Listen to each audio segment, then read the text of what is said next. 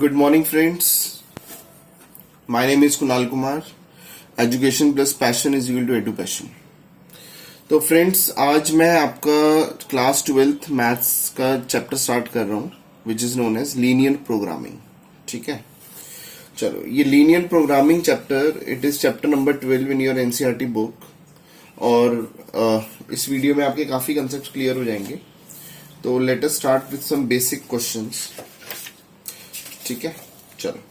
तो पहले मैं आपको एक क्वेश्चन स्टार्ट करता हूं. आपको बस क्वेश्चन को समझना है. ठीक है, ये चैप्टर ऐसा है, ये फॉर्मेट बेस्ड है. फॉर्मेट बेस्ड का मतलब क्या होता है? एक फॉर्मेट होता है और वो सारी एक्सरसाइज में फॉलो होता है. तो आपको ज्यादा टेंशन नहीं होगी. अगर आपको एक क्वेश्चन भी समझ आता है, इसका मतलब आप समझ लो कि आपको पूरा चैप्टर हो गया. ठीक है, तो क्वेश्चन कहता है कि आपको मैक्सिमाइज करना है. देखो, maximise z is equal to 4x plus y. ये आपको मैक्सिमाइज करना है.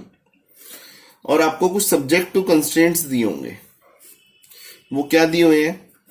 वो दिया हुआ है कि x plus y is less than equal to 50, 3x plus y is less than equal to 90, x is greater than equal to 0, y is greater than equal to 0. तो ये तो x और y जो नंबर ऑफ यूनिट्स होती है वो तो हमेशा ग्रेटर देन इक्वल टू 0 होता ही है बाय डिफॉल्ट. तो बच्चों, अब हमें क्या करना होता है, इस क्वेश्चन को हम कैसे सॉल्व करेंगे. अगर आपको एक क्वेश्चन समझ आता है तो आपको, क्योंकि पूरे चैप्टर में क्वेश्चन ऐसे ही सॉल्व होगा. ठीक है, बस आपकी वैल्यूज डिफरेंट होंगी, तो उसमें आपको कोई घबराने वाली बात नहीं है इसमें. देखो, हम कैसे इसको स्टार्ट करेंगे. We will start it. हम लेट करते हैं. ठीक है, पहले तो मैं लिख देता हूँ. अच्छा, मुझे मैक्सिमाइज क्या करना है? z is equal to 4x plus y. और फिर मेरा जो सब्जेक्ट टू कॉन्स्टेंट्स है, मैं लेट करूंगा कि x plus y is equal to 50. हमने लेट किया कि x प्लस वाई क्या है, हम इक्वालिटी में कन्वर्ट कर रहे हैं, मतलब इनइक्वालिटी को इक्वालिटी में कन्वर्ट करते हैं. फिर दूसरा दिया हुआ है 3x plus y is equal to 90. तीसरा दिया हुआ x is greater than x is equal to 0. और चौथा दिया हुआ y इज इक्वल टू 0. हर इक्वेशन को हम इसकी वैल्यूज निकालेंगे जैसे आप 10th क्लास में निकालते थे. ठीक है, तो मैं अपनी भाषा में इसको कहता हूं कि हम डब्बे बनाते हैं. ठीक है, तो हम इसके भी डब्बे बनाएंगे, इसके भी डब्बे बनाएंगे. ये x और ये y. चलो, इसको हम सॉल्व करते हैं. अगर मैं x की वैल्यू 0 पुट करता हूं, the value of y is 50. और अगर मैं y की वैल्यू 0 पुट करता हूं, the value of x is 50. देखो कितना सिंपल क्वेश्चन हो गया. ऐसे ही अगर मैं इसमें y को 0 पुट करता हूं तो x की वैल्यू क्या होगी? 30. और अगर मैं x को 0 पुट करता हूं तो y की वैल्यू क्या होगी? 90 होगी. ठीक है, ये मैंने इसकी वैल्यूज निकाल दी. बस वैल्यूज निकालनी है बहुत सिंपल तरीके से. आप x और y को एक बार 0 पुट कर सकते हो तो आपकी प्रॉपर वैल्यू आ जाती है. अगर प्रॉपर वैल्यू नहीं आ रही तो आप कुछ और भी एज्यूम कर सकते हो. ठीक है, अब इसको समझाने के लिए पहले मैं आपको ये समझाता हूं. कुछ मैं यहाँ पे आपको बेस बता रहा हूं. ठीक है, ये आपको कुछ रफ काम बता रहा हूं मैं. Suppose x is equal to 2 है, तो चलो इसकी लाइन को हम कैसे प्लॉट करते हैं. देखो, ये x एक्सिस है, y एक्सिस है. x इज इक्वल टू 0 ये होता है, x इक्वल टू 1 यहाँ पे, x इक्वल टू 2 यहाँ पे. तो x इक्वल टू 2 की लाइन ये होगी पैरेलल टू y एक्सिस. ठीक है, अच्छा, अगर मैं आपसे पूछता हूँ x इज इक्वल टू 3 क्या होगा? ये वाली लाइन है x इक्वल टू 2. अगर मैं पूछूं x इक्वल टू 3 क्या है, तो x एक्सिस पे 3 पॉइंट यहाँ पे है, तो पैरेलल टू y एक्सिस होगा, तो ये वाली लाइन होगी x इक्वल टू 3. अच्छा, अगर मैं आपसे पूछता हूँ y इज इक्वल टू 2 क्या है, तो y का 2 पॉइंट कहाँ पे आता है? 1 2. तो ये वाली जो line y is equal to मतलब पैरेलल टू x एक्सिस होगी और y को 2 पॉइंट पे काट रही है, तो ये वाली लाइन होगी y इज इक्वल टू 2. ठीक है, y इज इक्वल टू 1 कहाँ पे होगी बच्चों? देखो, y is equal to 1, y का 1 पॉइंट ये था, तो ये वाली लाइन होगी y इज इक्वल टू 1. अच्छा, y इज इक्वल टू 0 कहाँ पे होगा? तो y1 ये था, y2 ये था, y0 यहाँ पे होता है, तो पैरेलल टू x एक्सिस. तो ये इसका मतलब y इज इक्वल टू 0 का मतलब क्या हो गया? x axis itself. ठीक है, तो y इज इक्वल टू 0 का मतलब क्या हो गया? x axis. अच्छा, x इज इक्वल टू 1 क्या था? ये वाली line. x is equal to 0 क्या होगा? ये 0 पॉइंट है, तो ये वाली लाइन. ये वाली लाइन क्या है? ये y एक्सिस ही है. राइट, देख रहे हो, ये y एक्सिस ही है. तो इसका मतलब अगर मैं आपसे पूछूं x इज इक्वल टू 0 क्या होता है, तो आप बोलोगे सर ये y एक्सिस होता है. तो आई होप कि आपको ये प्लॉट करने में दिक्कत नहीं है. ठीक है। चलो, अब ये वाली आपने लाइन के डब्बे बना दिए, अब आपको इसको प्लॉट करना है। प्लॉट करके हमें इसको सॉल्व करना होता है, तो मैं आपको सॉल्व करके भी दिखाता हूं। देखो, मैं रफ शीट में प्लॉट कर रहा हूं, बाकी आप तो पेंसिल और स्केल लेके इसको प्लॉट करेंगे, बाकी आपको समझ आ जाएगा। देखो, ये हमारा क्या होता है, ये हमारा एक्स एक्सिस है, ये वाई एक्सिस है, ठीक है। तो मैं इधर लिखता हूं 10, 20, 30, 40, 50, 60, 70 ऐसे लिख दिया। वाई की वैल्यू 10, 20, 30, 40, 50, 60, 70, 80, 90, ठीक है। और भी ऊपर ले आ सकते हो आप, थोड़ा सा और ऊपर ले जाओ। इधर -10, -20 लाइक दैट, इधर -10, -20, ये सब आपको पता ही है, आप 10th क्लास में करके आ चुके हो, 9th 10th में, ठीक है। ओह, थोड़ा सा कट गया था, चलो कोई नहीं, मैं आपको दोबारा बता देता हूँ। ये मैंने एक्स एक्सिस और y axis, this is x axis, this is y axis, इसको मैंने ऐसे प्लॉट किया। मेरे जो पॉइंट थे वो था x0 y50, x0 y50, ठीक है। तो ये वाला पॉइंट होगा, ठीक है। x0 और y50 मतलब y एक्सिस पे है। दूसरा पॉइंट गया x50 y0, x50 y0, तो ये वाला पॉइंट होगा, ठीक है। अब हम इसको एक लाइन में कन्वर्ट कर देते हैं और इस लाइन का नाम लिखेंगे x plus y is equal to 50। ये इक्वेशन है, राइट, तो आप इक्वल टू 50 लिखोगे। ऐसे दूसरी लाइन को भी प्लॉट करते हैं, x30 y0, x की वैल्यू 30, y की वैल्यू 0, तो ये हो गया। दूसरा हो गया x0 y90, x0 y90, ये वाला पॉइंट हो गया। इन दोनों पॉइंट को अगर मैं ज्वाइन करता हूं तो ये वाली लाइन बन के आ रही है, ठीक है। ये वाली लाइन बनी, इसका नाम साथ साथ इसका नाम भी लिख दो, तो ये नाम क्या है, 3x plus y is equal to 90,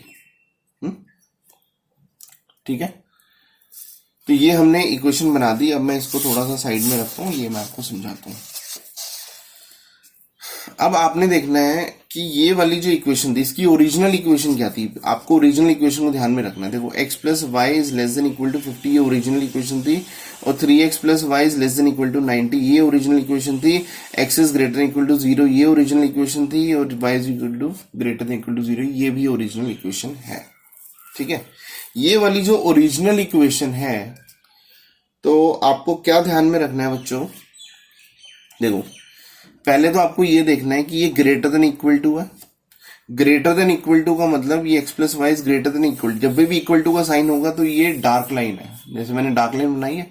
और अगर ये केवल लेस देन होता तो ये वाली लाइन ऐसे डार्क ना होगी, ऐसे डॉटेड लाइन होती, ठीक है। तो आपको इस बात का ध्यान रखना है।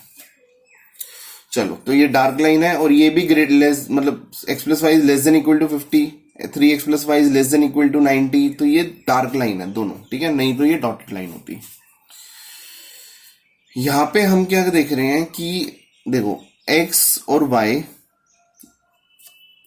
आपको चेक करना है कि इसका जो आंसर होगा वो उधर होगा या इधर होगा, ठीक है। पहले हम ये वाली लाइन उठा रहे हैं। आप ये एज्यूम करो कि देखो, ये वाली लाइन अगर इधर ट्रू होगा तो इस तरफ जाएगी, अगर उधर पॉइंट ट्रू होगा तो उस तरफ जाएगी। इधर या उधर हम कोई भी एक पॉइंट को चेक कर सकते हैं, ठीक है। अगर सपोज इधर कोई पॉइंट ट्रू है तो बाय डिफॉल्ट उधर जो भी पॉइंट होगा वो फॉल्स होगा। अगर उधर का पॉइंट ट्रू है तो बाय डिफॉल्ट इधर का फॉल्स होगा। आप चेक कर सकते हैं, मैं आपको ये चेक करके भी बताऊंगा। तो पहले मैं इस लाइन की बात कर रहा हूं, एक्स प्लस वाई के आंसर इस तरफ होगा, it should be this side और it should be that side, right. चलो, अब यहाँ पे क्या कर रहे हैं, सबसे इजी जो पॉइंट होता है वो 0,0 होता है। देखो, ये वाला पॉइंट क्या है, 0,0। आप इसको 0,0 यहाँ पे पुट करो। देखो, x की वैल्यू 0 पुट करो, y की वैल्यू 0 पुट करो, तो बताओ ये ट्रू है या फॉल्स है। 0 प्लस 0 0 होता है, 0 is less than equal to 50, 0 is less than equal to 50। Sir, ये तो ट्रू है। देखो, 0 50 से या तो लेस होना चाहिए, इक्वल टू होना चाहिए, तो लेस है तो ट्रू है। तो इसका मतलब ये वाला जो पॉइंट है ये ट्रू है। इस लाइन पे जो ओरिजिनल इक्वेशन थी उसको ट्रू कर रहा है। ट्रू का मतलब ये वाला जो आंसर होगा ये इसकी तरफ शेडेड होगा, ठीक है। आप इसको ऐसे इस तरफ शेड कर दो, ऐसे एरो बना दो पूरी लाइन पे, ठीक है। बस। फिर दूसरा आंसर क्या होगा, अब इस लाइन को पकड़ते हैं, इस लाइन को भी चेक करें। अच्छा सर यहाँ पे तो 0,0 ट्रू है, तो हो सकता है इधर भी कोई ट्रू हो जाए, तो फिर हम उधर शिफ्ट करेंगे। नहीं बच्चों, अगर एक तरफ ट्रू होगा तो बाय डिफॉल्ट दूसरी तरफ फॉल्स होगा। देखो मैं कोई भी पॉइंट उठाता हूँ, इसके उस तरफ कोई भी पॉइंट उठाता हूँ, सपोज ये 60,0 उठाया, अगर मैं इधर 60,0 पुट करता हूँ तो 60 + 0 तो 60 हुआ। 60 इज लेस देन 50, देखो 60 is less than equal to 50, बताओ ये ट्रू है या फॉल्स है। ना तो 60 50 से छोटा है, ना 60 50 के इक्वल है, तो ये फॉल्स हो गया। फॉल्स हो गया तो अगर ये वाला पॉइंट मैंने लिया और ये फॉल्स हो गया तो तो इसका मतलब दूसरी तरफ वाला ट्रू होगा, तो आपको उधर एरो बनाना था। तो इसका मतलब कोई भी आप केस ले लो, आपका एक ही तरफ एरो बनेगा। ठीक है, चलो अब हम इस इक्वेशन को लेते हैं, 3x + y = 90। ठीक है, अब आपने क्या करना है बच्चों, यहां पे देखो x और y की वैल्यू वही 0,0 डालते हैं, सबसे इजी पॉइंट होता है। 0 0 डाला तो ये क्या, ओरिजिनल इक्वेशन में, ठीक है, 0 0 डाला तो ये ट्रू है, तो 0 + 0 0 is less than equal to 90 true है, तो इसका मतलब ये वाला आंसर इस तरफ शेड होगा। ठीक है, तो आप इसको भी इस तरफ ऐसे एरो बना दो, और आपको छोटे छोटे बहुत सारे एरो बनाने हैं, जिससे आपको ना कंफ्यूजन लेवल बहुत कम होगा। ठीक है, फिर क्या होता है, फिर इस लाइन की बात आती है कि और भी पॉइंट थे, है ना, ये वाला पॉइंट, ये क्या है, वाई एक्सिस। देखो मैंने बताया था ना x = 0 का मतलब वाई एक्सिस होता है, तो वाई एक्सिस है। अब आंसर इसके इधर होगा या उधर होगा, ठीक है, या तो इस लाइन के आंसर इधर होगा या इस लाइन के इधर होगा। ठीक है, तो अब आपको चेक करना है, कोई भी पॉइंट ले लो, सपोज ये 10,0 लेता हूं, तो 10,0 यहाँ पे पुट करता हूँ, x को 10 y को 0। देखो y तो पुट कर ही नहीं सकते, y है ही नहीं इसमें, तो ये 10 is greater than equal to 0। True है या फॉल्स है, सर ट्रू है, तो इसका मतलब ये वाला पॉइंट क्या है, ट्रू। ट्रू का मतलब ये इस तरफ एरो शो करेगा, ये सारा एरो इस तरफ आएगा। सर अगर मैं उधर का कोई पॉइंट ले लेता, आप ले लो, -10 ले लो, -10,0, तो अगर मैं -10,0 लेता तो क्या होता, देखो -10 is greater than equal to 0, तो -10 ना तो बड़ा होता है ना इक्वल होता है, तो ये फॉल्स हो गया, तो बाय डिफॉल्ट उस तरफ ही जाएगा। तो इसका मतलब कोई भी केस होगा आपका एक ही आंसर आएगा। ऐसे ही जो y एक्सिस है, ये क्या है, ये x एक्सिस है, y = 0 मतलब x एक्सिस, इसमें सब 10,0 पुट करता हूं तो इस तरफ का ट्रू आ रहा है, तो इसका मतलब इसका आंसर हमेशा इधर ही शेड होगा, और ये तो बाय डिफॉल्ट हर क्वेश्चन में होगा, x is greater than equal to 0, y is greater than equal to 0। ठीक है, अब बच्चों ये मैंने शेड कर दिया, अब आपको ये बताना है इसका कॉमन एरिया क्या है। ठीक है, कॉमन एरिया आपको कैसे बताना है कि सपोज मैं ये वाला पॉइंट लूं, क्या ये वाला एरिया, ये वाला पॉइंट कॉमन एरिया में लाई करता है। सर ये वाला कॉमन एरिया में चेक करते हैं, देखो ये इस लाइन को सेटिस्फाई कर रहा है, देखो ये लाइन कहती है मेरे इधर एरिया होना चाहिए, तो हाँ इसको सेटिस्फाई कर रहा है।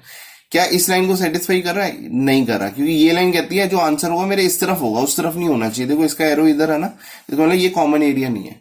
तो मैं आपको समझा देता हूं कि ये हमारा कॉमन एरिया ये वाला है। देखो ये वाला जो एरिया है कॉमन एरिया, क्यों, इस लाइन को सेटिस्फाई कर रहा है, हाँ इसके इधर है। क्या इसको कर रहा है, हाँ इसको, इसके भी इधर है। इसको कर रहा है, इसके भी ऊपर होना चाहिए, तो इसके ऊपर ही है। इसको कर रहा है इस लाइन को, तो इसके राइट साइड में होना चाहिए, क्योंकि राइट साइड में एरो जा रहा है, तो राइट साइड ही है। इसका मतलब this area is called common area. ठीक है, ये कॉमन शेडेड एरिया आ गया हमारा। अब ये जो भी कॉमन एरिया आता है, आपने क्या करना होता है बच्चों, इस एरिया के आपको कॉर्नर पॉइंट निकालने होते हैं। तो आप इधर टेबल बनाते हो, इधर लिखोगे कॉर्नर पॉइंट्स, ठीक है, और इधर लिखोगे एक कॉलम और बनेगा करस्पॉन्डिंग वैल्यू ऑफ z। क्या लिखोगे, corresponding value of z। z is equal to क्या था, जो हमारा मेन क्वेश्चन था, मैक्सिमाइज लिखा हुआ था 4x + y। ठीक है, अब आपने टेबल बनानी है। ठीक है, अभी कॉर्नर पॉइंट्स आपके आगे।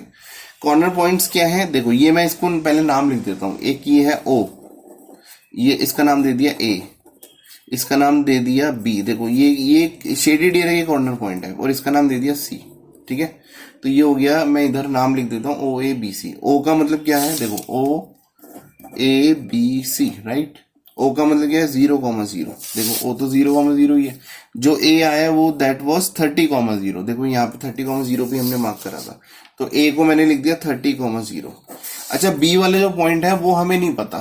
ठीक है, या तो हम ग्राफिकली निकाल सकते हैं, बट ग्राफिकली हो सकता है कि आपकी लाइन हल्की सी इधर उधर हो सकती है, तो आप इसको एल्जेब्रिकली निकालोगे। तो B वाला पॉइंट अभी हम निकालते हैं एल्जेब्रिकली। और सी वाला पॉइंट हमें डायरेक्टली पता है कि जो सी वाला पॉइंट है ये हमने 0,50 पे काटा था, तो सी वाला हो गया 0,50। ठीक है बच्चों, चलो अब जो बी वाला पॉइंट है उसको पहले मैं निकालता हूं। देखो बी क्या है, इस लाइन और इस लाइन का इंटरसेक्शन पॉइंट।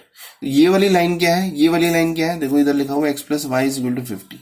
और ये वाली लाइन क्या है, ये वाली लाइन है 3x + y = 90। अब आप इसको एलिमिनेशन मेथड सॉल्व कर लो, देखो दोनों सेम है, माइनस माइनस माइनस, तो ये क्या -2x = -40।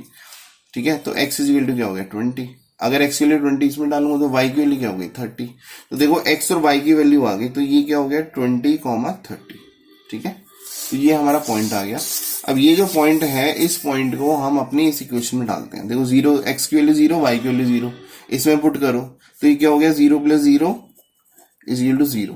ठीक है, इधर क्या हो गया 30 + 0, 30 और 0, तो x की वैल्यू 30 डाली तो ये हो गया 120 + 0 = 120। 20 और 30 हो गया, तो x के लिए 20 डाली तो 80 + 30, राइट, तो ये हो गया 110। 80 + 30 = 110, और 0 और 50 डाली तो ये 0 + 50 = 50 हो गया। अब इन चारों में से, क्योंकि ये क्वेश्चन क्या था, this question was of maximisation, मुझे इसको मैक्सिमाइज करना था। तो मैक्सिमाइज मतलब मैक्सिमम वैल्यू क्या आ रही है 120, तो मैक्सिमम वैल्यू क्या आ रही है 120 एट, तो आप लिखोगे the maximum value is 120 at 30,0। तो आपका आंसर हो गया the maximum value of z = 120 at x = 30 and y = 0। अगर x की वैल्यू 30 होगी, y की वैल्यू 0 होगी, तो ये मैक्सिमम वैल्यू आएगी इसकी z की। ठीक है, और वो मैक्सिमम वैल्यू क्या है 120। अगर क्वेश्चन मिनिमम का होता तो मैं कुछ नहीं करता, इसमें जो मिनिमम वैल्यू होती वो मेरा आंसर हो जाता, एज सिंपल एज दैट। ठीक है बच्चों, चलो ये तो आपको क्लियर हो गया ये वाला क्वेश्चन। तो अब आप क्या करोगे, जब वीडियो खत्म हो जाएगी तो इस क्वेश्चन को आपको दोबारा करना है। ठीक है, अपने आप इसको दोबारा करना है। तो ये वाला जो मैंने कंसेप्ट आपको बताया, this concept was very important, और इस कंसेप्ट के बेस पे आप पूरी एक्सरसाइज जो आपकी 12.1 एक्सरसाइज है, आप वो पूरी अपने लेवल पे कर सकते हो। और अगर किसी को भी इस एक्सरसाइज में डाउट आता है, ठीक है, कोई भी प्रॉब्लम आती है, तो आप मेरे से पूछ सकते हो। मैं नेक्स्ट वीडियो में आऊंगा इसकी नेक्स्ट एक्सरसाइज को लेके, क्योंकि इस एक्सरसाइज में कुछ भी नहीं है बच्चों, इसमें बस कंसेप्ट यही है कि आपको बस चेक करना है कि ये लेफ्ट में आएगा या राइट में आएगा। और अगर कोई भी दिक्कत आती है तो आप पर्सनली मुझे कॉल करके अपने डाउट क्लियर कर सकते हो कि सर देखो मैंने इसको सॉल्व किया था, वो मेरे से सॉल्व हुआ नहीं। तो आप इस नंबर पे अपने डाउट मेरे से पूछ सकते हो। चलो आज की वीडियो में इस कंसेप्ट को हम यहीं पे रोकते हैं, और फिर नेक्स्ट कंसेप्ट को लेके आता हूं जिसमें वर्ड प्रॉब्लम को कैसे सॉल्व करते हैं उसको बताऊंगा। ठीक है, चलो फिर हम मिलते हैं नेक्स्ट वीडियो में।